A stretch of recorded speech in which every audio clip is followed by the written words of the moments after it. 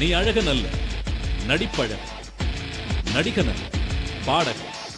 பாடகன் அல்ல, பாடலாசிரியர் என்று பன்முக கலைஞனாய் அவதரித்து பிறந்த வேங்கை 2011 நடிப்பால் தன்னையே உயர்த்தி கொண்ட இளைஞர்களின் கலைஞர். நீ திரையில் வர துவங்கிய காலகட்டத்தில் திரைக்கும் எங்களுக்கும் இருக்கும் இடைவெளி இரு இருக்கைகளுக்கிடையே இருக்கும் தூரமாக போனது. நடிப்பு என்பது உடல் மொழி அல்ல, உயிர் மொழி என்று உள்ளத்தை கலங்க வைத்தது உன் அழுகை. நீ ஜெயித்திருக்கிறாய் என்று சொன்னார்.